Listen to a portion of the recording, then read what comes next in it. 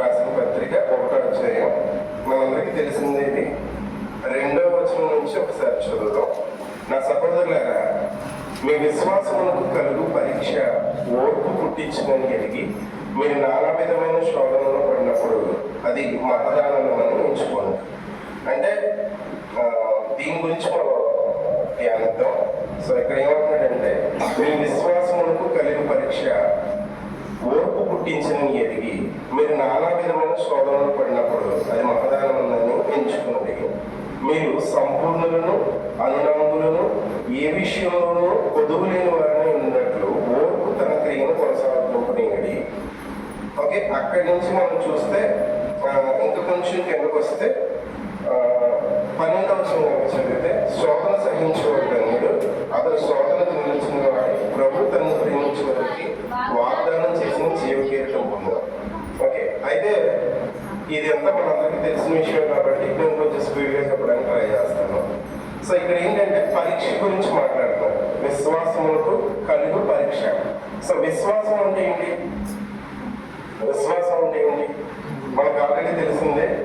లేని ఉన్నదని నమ్మేదాన్ని విశ్వాసం అంటారు, అంతే కదా. మనకు బైబిల్లో కూడా ఉంటుంది కదా, ఏముంటుంది విశ్వాసం అనగా నిరీక్షింపబడిన వాటి యొక్క నిజస్వరూపమును. అవునా, ఒకసారి చూద్దాం. అదంతా ఫిబ్రవరి 12 ఫిబ్రవరి ఒకసారి చూడండి. ఒకసారి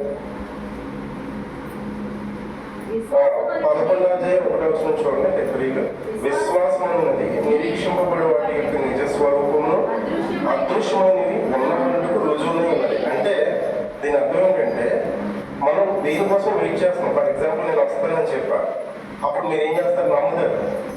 అలాగా నిరీక్షింపబడే వాటి యొక్క నిజస్వరూపం అంటారు.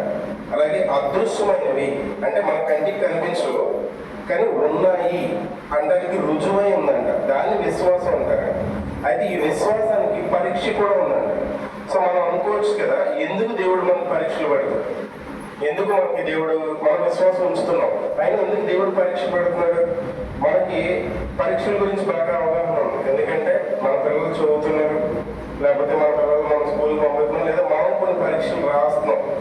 సో ఈ పరీక్షలు ఎందుకు పెడతారంటే, మన పెర్ఫార్మెన్స్ ఎంత ఉందో చూద్దామని కాదు, మన పెర్ఫార్మెన్స్ని బట్టి నెక్స్ట్ క్లాస్ తీసుకెళ్దాం. ఫర్ ఎగ్జాంపుల్, ఇప్పుడు 6వ క్లాస్ చదువుతున్నాడు అనుకోండి, ఆయనకి ఎగ్జామ్స్ పెడతారు. ఎందుకు? ఆయన ఫెయిల్ చేసేదని కాదు, ఆయన బాధ పెట్టారని కాదు, ఆయన నెక్స్ట్ క్లాస్కి పంపించారు. ఇప్పుడు ఆయన ఇంటర్మీడియట్ చదవాలంటే ఏమై ఉండాలి?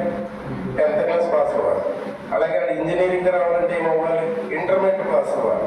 అంటే ఎందుకని పరీక్షలు పెడుతున్నారంటే, మనం ఉన్నత స్థితిలోకి తీసుకెళ్ళాలి. అర్థమవుతుందా?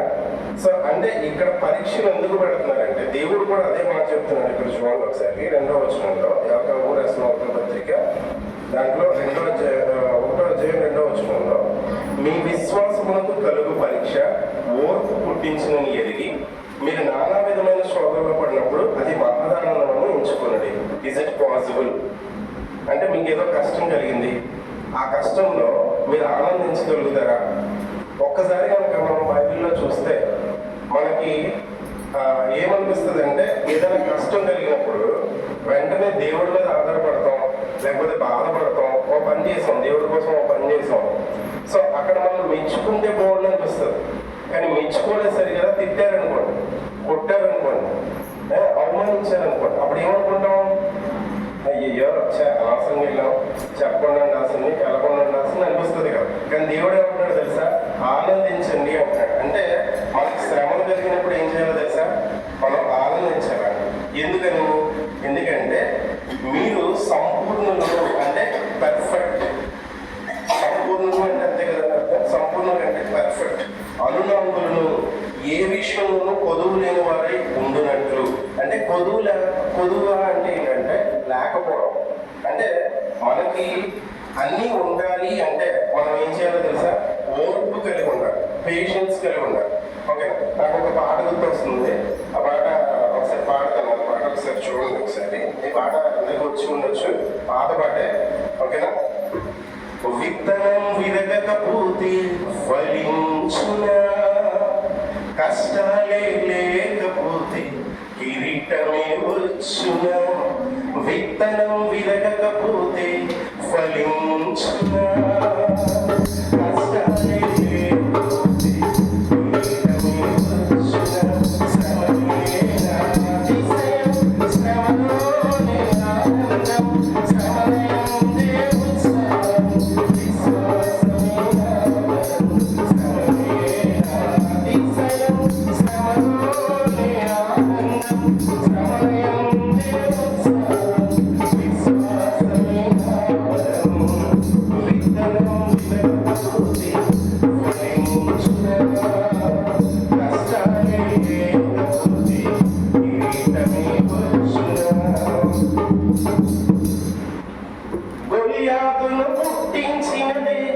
దావీదును హెచ్చించుటకి గొల్యాతును పుట్టించినది.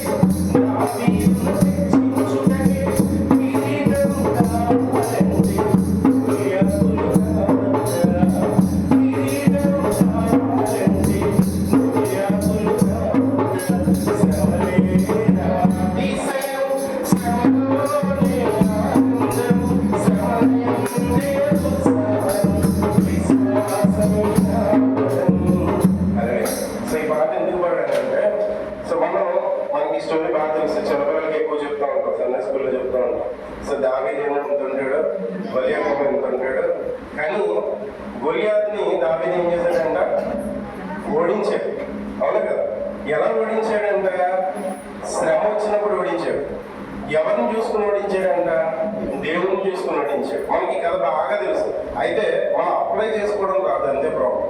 అంటే ఏంటంటే మనం కళ్ళెదురుగా ఉన్నదాన్ని చూస్తాం. అప్పుడు దాకా ఏంటండి దావీదు చేసే పని ఏంటో తెలుసా? మనం అనుకుంటాం కదా, సో అసలు మనకి ఎందుకు ఈ శ్రమలు రావాలి అని కనుక మనం ఆలోచిస్తే, దేవుడు మనకు కావాలని శ్రమలు ఇస్తారండి.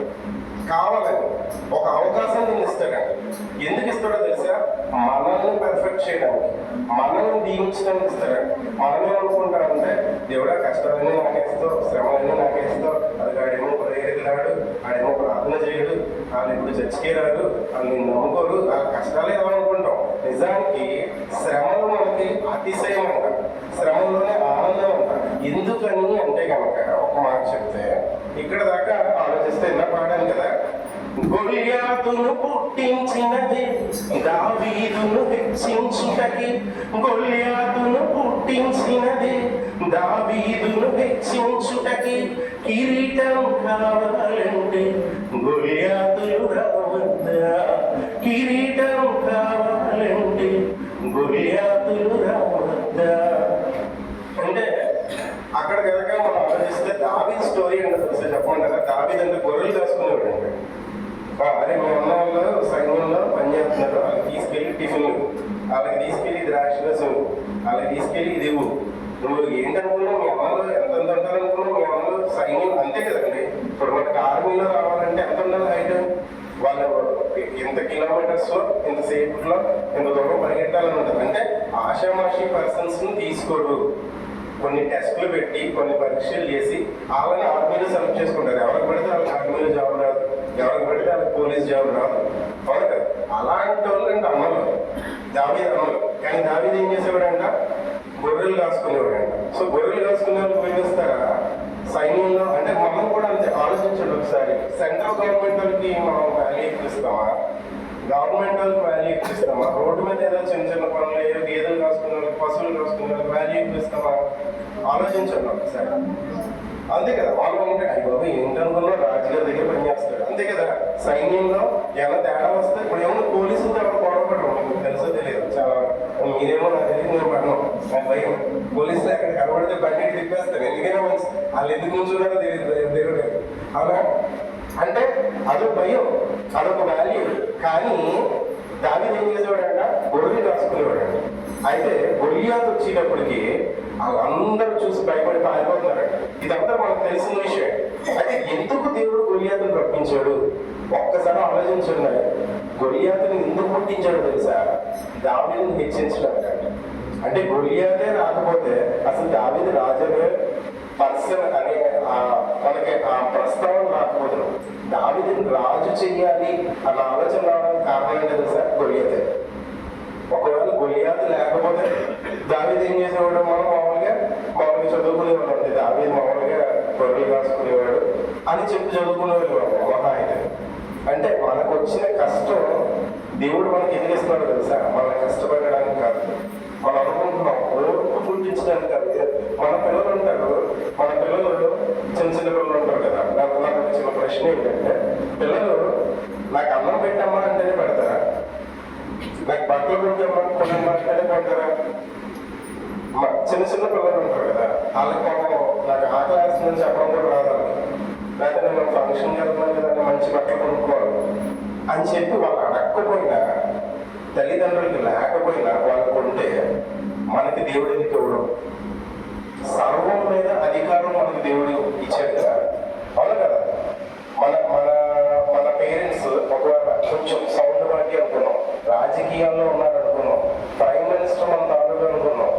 మినిస్టర్ మన తాలూకు అనుకున్నాం. అప్పుడు మనకి ఏంటి కొద్దువ, మనం ఏది అడిగితే అది వస్తుంది కదా. మరి ప్రపంచాన్ని నోటి మాటతో సృష్టించిన దేవుడు నీ కష్టాన్ని తీయడం ఎంతసేపు పడుతుంది? మనం ఎంతసేపు మన కష్టాన్ని చూస్తాం. సో మనకి ఒక విషయం తెలుసు కదా, 5 రొట్టెలు 2 చేపలు ఉన్నప్పుడు ఎంతమంది తిన్నారు? 5,000 మంది తిన్నారు కదా. మన పాటలు కూడా పాడుతాం కదా. అయితే నాకు చిన్న ప్రశ్న, 5 రొట్టెలు 2 చేపలు ఎంతమందికి సరిపోయినాయి? 5,000 మందికి పైగా సరిపోయింది. కానీ దేవుడు ముట్టుకోక ముందు మాత్రమే అవి 5 రొట్టెలు 2 చేపలు. దేవుడు స్పర్శ తగిలగానే, దేవుడు దాన్ని విడవగానే ఏమైందో తెలుసా? అనేక మందికి సరిపోయింది. సో అంటే మన సమస్య, అయ్యో బాబు ఈ సమస్య ఎప్పుడు తీరుతుంది, ఎన్ని సంవత్సరాలు కష్టపడితే నా అప్పు తీరుతాయి, ఎప్పుడు మారుతుంది నా జీవితం, అసలు నా జీవితం మారుద్దా అన్న ప్రశ్న మనకుంటుంది. కానీ అది మారడానికి ఎంతసేపు పడుతుందో తెలుసా? సెకండ్ కూడా పట్టదండి. మిల్లీ సెకండ్స్ అని ఉంటాయి, నానో సెకండ్స్ అని ఉంటాయి. అంత టైం కూడా పట్టదు. అంటే మనం ఎలా ఆలోచిస్తామంటే బహుశా ఇలా చేస్తే, బహుశా ఇలా చేస్తే, బహుశా ఇలా చేస్తే మన సమస్య జరుగుతుంది, మనం అక్కడికి వెళ్ళిపోతుంది, మనం అక్కడ పని చేస్తే, మనం 24 గంటలు 20 గంటలు పని చేస్తే మనం కదా. మన పిల్లల్ని మనం ఎక్కువసేపు ఫోకస్ దేని మీద చేస్తామంటే చదవాలనే దాని మీద ఫోకస్ చేస్తాం. ఎందుకని 60 ఏళ్ళు ఇక్కడ సుఖంగా ఉండాలి, మరి జీవితాంతం సుఖంగా ఉండాలి అన్న దాని మీద మనం ఎందుకు అంత ఫోకస్ చేయట్లేదు?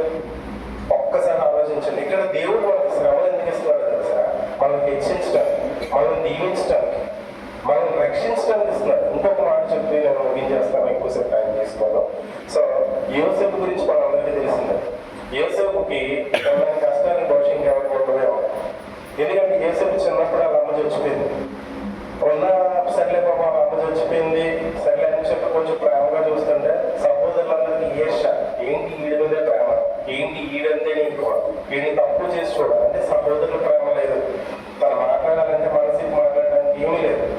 పైగా తను ఎప్పుడుకప్పుడు నిజాయితీగా ఉండడం చూసి, తన నిజాయితీ చూసి, తన భక్తితనం చూసి సో వీళ్ళందరూ ఈర్షపడుతుంటే వాళ్ళకి దొరికిందే అవకాశం. మనందరికీ తెలిసింది కాబట్టి నేను స్పీడ్గా వెళ్ళిపోతున్నాను. సో అన్నలు ఏం చేశారు? బానిస కింద అమ్మేశారండి. అంటే ఏంటంటే కాళ్ళు చేతులు కట్టేసి అన్న కదా, తల మీద కొట్టారు, గోతులో పడేశారు. కానీ ఇక్కడ మనం ఆలోచించాల్సింది ఏంటంటే గోతులో పడేసిన వాళ్ళే లేపారండి. పై గోతులో పడేసిన వాళ్ళే లేపారు, లేపి వేరే దేశం వాళ్ళకి అమ్మేశారు. ఓకేనా? కానీ ఒక్కసారి ఆలోచించండి, మనమైతే ఎలా ఆలోచిస్తామంటే, అంటే నా ఉద్దేశం మనం ఒక యూసెఫ్ పొజిషన్ అంటే ఎలా ఆలోచిస్తామంటే, దేని దేవుడా నేను మంచిగానే ఉన్నాను, రోజు బైబిల్ చదువుకుంటున్నాను, రోజు ప్రార్థన చేసుకుంటున్నాను, రోజు పాటలు పాడుకుంటున్నాను, మంచిగా ఉంటున్నాను, నీకు ఏదైతే ఇష్టం అదే చేస్తున్నాను. కానీ దానికి ఫలితం ఏంటో తెలుసా?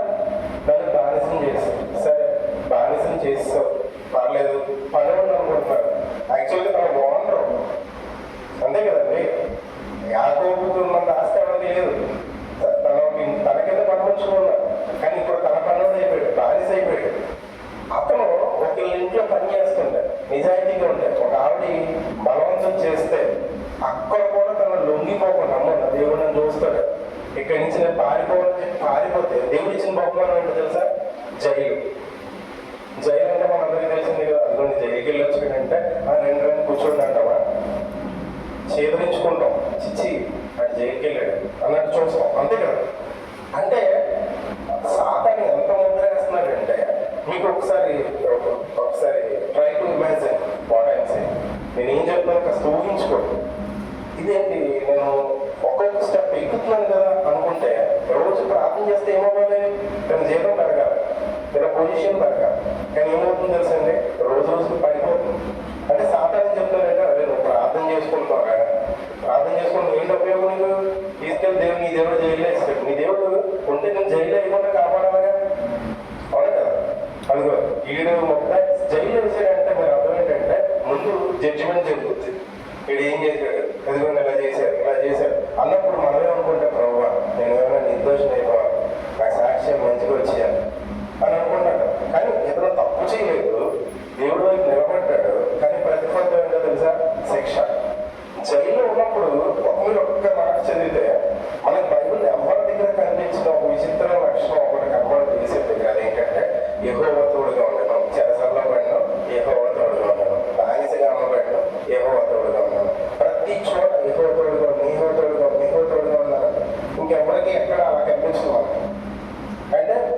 ప్రతిసారి దేవుడు ఎప్పుడు తోడుంటాడు తెలుసా? దేవుడితో మనం తోడుకున్నప్పుడు. అంతే కదా, మన ఫ్రెండ్స్ ఎప్పుడు మాట్లాడతాం?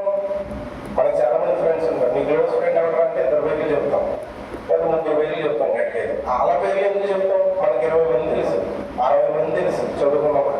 అవునా కదా, మన క్లాస్లో చదువుకున్నప్పుడు 60 మంది ఫ్రెండ్సే కదా.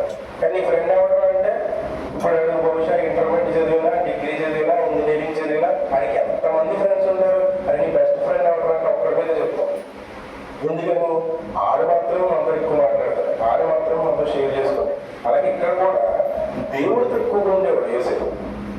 ఓకే, ఈ విషయంతో ఎందుకు చెప్తున్నానంటే అప్పుడు యోసేపు ఏమనుకుంటాడు కదా, నేను ఏదైనా తప్పించేసుకోవాలి, ఈ చెరసాల నుంచి తప్పించేసుకోవాలి, దేవుడు నన్ను ఇక్కడ వేసాడు మర్చిపోయాడు అనుకుని 2 కళ్ళు వస్తాయి. మనకి ఈ స్టోరీ కూడా తెలుసు. ఆ కళ్ళు వచ్చిన వాళ్ళు బాధపడుతుంటారు, నాకు ఈ భావన ఏంటి అని. వాళ్ళ ఆ కళ భావన చెప్తాడు. చెప్పి అతను బయటికి వెళ్ళిపోయినప్పుడు మాట అంటాడు, నన్ను ఈ ఇంటిలోంచి తప్పించు అంట. యాక్చువల్గా అక్కడ మాట్లాడాల్సిన మాట ఏంటంటే నన్ను చెరసాల నుంచి తప్పించాలి. కానీ అక్కడ యోసేపు ఫీలింగ్ ఏంటో తెలుసా, నన్ను ఇంట్లో ఉన్నాను నేను. మన జైల్లో ఉన్నాం అనుకోండి, కొంచెం జైలు నుంచి విడిపించండి, కొంచెం కష్టాల నుంచి తప్పించండి, బాధ నుంచి విడిపించండి అని అడుగుతాం. కానీ యోసేపు ఏమంటాడు తెలుసా, ఈ ఇంటి నుంచి తప్పించండి అంటే. అది కూడా తన మాన్యువల్గా ట్రై చేస్తున్నాడు. ట్రై చేస్తే అక్కడి నుంచి 2 సంవత్సరాలు వెయిట్ చేశాడు. అంటే బహుశా నేను అనుకోవడం యోసేపు వయసు ఒక 20 ఏళ్ళు, ఒక 22, 25 ఏళ్ళకి వచ్చి ఉంటాడు.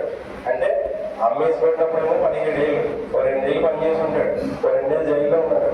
అవునా, ఇంకా విసిగిపోయి వేసాగిపోయి ప్రయత్నాలు చేసి మనం కూడా అంతే కదా, కొన్నిసార్లు ప్రార్థన చేసే కానీ మనం వెంటనే అయిపోవడం. లేకపోతే మనం ఏమనుకుంటామంటే దేవుడు మనం పట్టించుకోవట్లేదు, బహుశా దేవుడు చెప్తే కార్యము అని అనుకుంటాం కదా.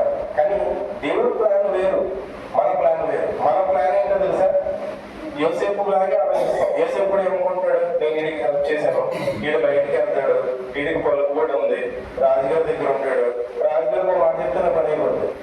సో ఏమని ప్రార్థన చేసి ఉంటాడు, ప్రభువా మనం వెళ్ళి ప్రార్థన అక్కడ రాజుగారికి ఉన్న పని చేస్తే నన్ను బయటికి వదిలేస్తే మళ్ళీ నేను ఏదో కూలో ఏదో చేసుకుని చక్కగా పని చేస్తాను అని అనుకుంటున్నాడు. కానీ దేవుడు నీకు ఇవ్వాలనుకుంటుంది ఏంటి? కూలి కాదు. దేవుడు నిన్ను ఎవరు చూడాలనుకుంటున్నాడు? దోషిలా కాదు. నువ్వు ఎక్కడైతే అవమానం పడ్డావో, నువ్వు ఎక్కడైతే బాధపడ్డావో అక్కడి నుంచి ఉంచబడతాడు. అర్థమవుతుందండి? మనం ఏమనుకుంటాం తెలుసా, ప్రజెంట్ చూస్తున్నాం. 5 రొట్టెలు 2 చేపలే చూస్తున్నాం. ఈ 5 రొట్టెలు 2 చేపలు మాత్రమే చూస్తున్నాం. కానీ అవి ఎంతగా ఆశీర్వదించబడతాయి తెలుసా? దేవుడు టచ్ చేసినప్పుడు తెలుస్తుంది. దేవుడు టచ్ చేసి దాన్ని చేయడానికి ఎంతసేపు పడుతుందో తెలుసా? కొన్ని నానో సెకండ్స్ పడుతుంది. అంత సేపటికి మనం ఏం చేయలేకపోతున్నాం తెలుసా? ఓర్పు చేయలేకపోతున్నాం, విశ్వాసం ఉంచలేకపోతున్నాం. అయితే ఇక్కడ చిన్న ప్రశ్న ఏంటంటే, తర్వాత మీ అందరికి తెలిసిన స్టోరీ, యోసేపుని రాజు విడిపిస్తాడు. కళాభావం చెప్పగానే చక్కగా రాజు మెచ్చుకుంటాడు. రాజు తర్వాత రాజేంద్రుడు చేస్తాడు. ఓకేనా? అయితే ఇక్కడ ప్రశ్న ఏంటంటే, యోసేపు రాజు తర్వాత రాజేంద్రుడు ఎందుకు అయ్యాడు? ఎవరైనా అసలు మూల కారణం చెప్పగలరా? జైల్లో పడ్డాడు. బహుశా జైల్లోకి రాకపోతే రాజు అవ్వలేకపోదు. బహుశా 2 సంవత్సరాల తర్వాత వాళ్ళ ఫ్రెండ్ హెల్ప్ చేసి ఉంటే రాజు అవ్వలేకపోదు. మళ్ళీ కూలాడు. మళ్ళీ ఒక ఇంట్లో బానిస అంటే 2 రంగు బాబు కూర్చొని మీకు ఏం కావాలని అడుగుతారా? ఇలా పని చేయి, ఇలా బట్టలు ఇలా అంట్లు కడుగు, ఆ వాతుడు, ఆ గేదెలకాయ, ఆ గొర్రెలకాయ, అంతే కదా. అంటే నిమిషం కూర్చొని బానిస అంటే అర్థం ఏంటో తెలుసా అండి? వాళ్ళకి జీతం వాళ్ళకి మహా అయితే వాళ్ళకి పెట్టాలనిపిస్తే ఈ రోజు అన్నం మిగిలిపోతే అది పొద్దున పెడితే వాళ్ళకి భాగ్యం. పొరపాటున ఇంట్లో ఫంక్షన్స్ జరిగితే మిగిలిపోతే పడేస్తారు కదా, అడుక్కునే వాళ్ళకి పెడతారు కదా. అంతకన్నా దారుణం బానిస అంటే. అడుక్కునే వాళ్ళకి ఫ్రీనెస్ ఉంటుంది, ఏంటి కావాలి ఇంటికి వెళ్ళి అడుక్కోండి. బానిస అంటే వాళ్ళు ఆ ఇంట్లోనే ఉంటారు, అది పెడితే తినాలి, కొడితే పడాలి, అడగడానికి ఉండదు. అలాంటి బానిసత్వంలో మనం ఉండిపోతుంటే, మనకు కొన్ని కష్టాలు వస్తుంటే మనం ఎవరిని చూస్తున్నాం తెలుసా? దేవుని చూడాలి. అందుకే ఉన్నాయి కదా నేను ఆ పాట పాడింది, గొల్యాతును పుట్టించినది దావీదును హెచ్చించుటకి, గొల్యాతును పుట్టించినది దావీదును హెచ్చించుటకి, కిరీటం కావాలంటే గొల్యాతును కావచ్చా, కిరీటం కావాలంటే గొల్యాతును కావచ్చా, శ్రమలే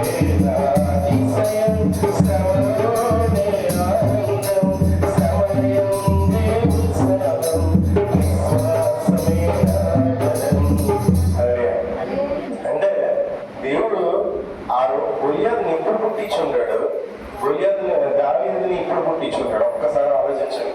అంటే నాకు తెలిసినంత వరకు దావీదుకి 17 ఏళ్ళు అంతేనండి, కరెక్టేనా? దావీదుకి 17 ఏళ్ళు. గొలియాతు ఎంత ఉంటుంది వయసు ఎవరైనా చెప్పగలరా? Minimum guess. కనీసం తెర మీద ఒక 10 ఏళ్ళైనా పెద్దవాడై ఉంటాడు కదా. యుద్ధంలో చేరాడు, 6 అడుగులు 7 అడుగులు ఉన్నాడు. కొడితే ఎవరైనా ఒక దెబ్బ కవుతుంది. మొత్తం రాజ్యంలో అందరూ పాడిపోతుంటే, అవునా, రాజ్యంలో అందరూ పాడిపోతుంటే దావీదు ఒక్కడే వెళ్ళాడు. దావీదు ధైర్యం ఏంటో తెలుసా అంటే, నాతో పాటు నా దేవుడు ఉంటాడు, నాకెందుకు? మరి ఆ భయం, ఆ ధైర్యం మనకెందుకు ఉండట్లా? అమ్మో రేపు ఎగ్జామా? మనం చిన్న చిన్న కష్టాలు, కానీ చాలా చిన్న చిన్న కష్టాలు, అప్పుల బాధలు తట్టుకోలేక ఆత్మహత్య చేసుకునే వాళ్ళు ఎంతమంది లేరు? వాళ్ళ విశ్వాసులే, వాళ్ళ పాస్టర్లే, వాళ్ళు యూత్ నడిపించే వాళ్ళే, వాళ్ళ సండే స్కూల్ నడిపించే వాళ్ళే, వాళ్ళ విశ్వాసులే. మనం ఎలా ప్రవర్తిస్తున్నాం అంటే అన్యుల్లో ప్రవర్తిస్తున్నాం. నీకు ఆకలేస్తే నువ్వు మీ అమ్మకి చెప్పరు కదా, అమ్మ నాకు ఆకలేస్తుంది. కొంతమంది ఏదో సామెత ఉంది, నాకు అడగండి అమ్మాయినా పెట్టడం కదా, చాలా తప్పు. అమ్మకు తెలుసు ఆడికి ఆకలేస్తుందని తెలుసు, ఆడు అడగకపోయినా సరే, ఒట్టిగా కొట్టైనా సరే తిను, నువ్వు తినలేదు, పొద్దు సరికి తినలేదు, సాయంత్రం తినలేదు అంటే నీకేం కావాలో మీ అమ్మకి తెలిసినప్పుడు మనకేం కావాలో మన దేవుడికి తెలియదా? మన కదా మీకు ఒక పాట వచ్చా, పాటలు ఎక్కువ ఏమనుకోండి, అలవాటు అయిపోయింది అంతే. ఓకేనా? సరే, తర్వాత చెప్తాను. అంటే మన దేవుడు కూడా ఆ మాట చెప్తాడు. ఏమనంటే, మీరు ఒక రొట్టె అడిగితే మీకు రాయి ఇవ్వడు కదా, మీరు ఒక చేప అడిగితే మీకు పాము ఇవ్వడు కదా. మరి పరలోకపు తండ్రి అంతకన్నా శ్రేష్ఠుడు కాడా, నీ ప్రేమ విలువైనది, నీ ప్రేమ అందమైనది.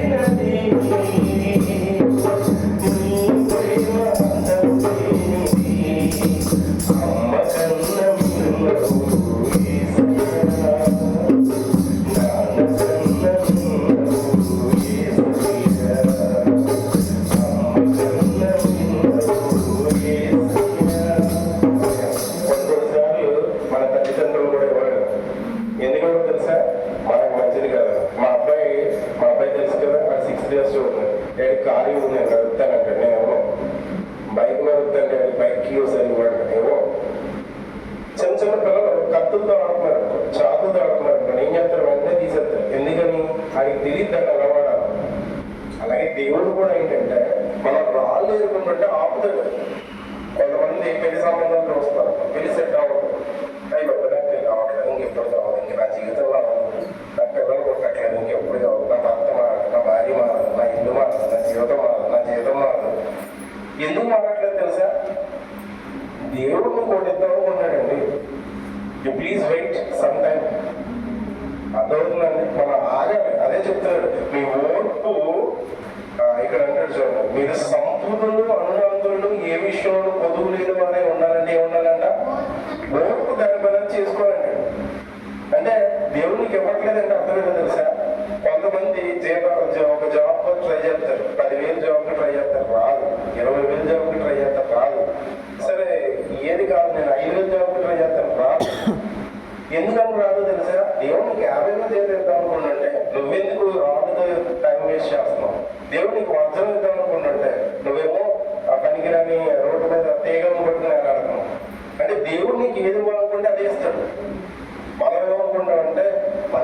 లేదు. మన ఇందా చెప్పాను కదా, మన ప్లానింగ్ మనలాగే ఉంటుంది.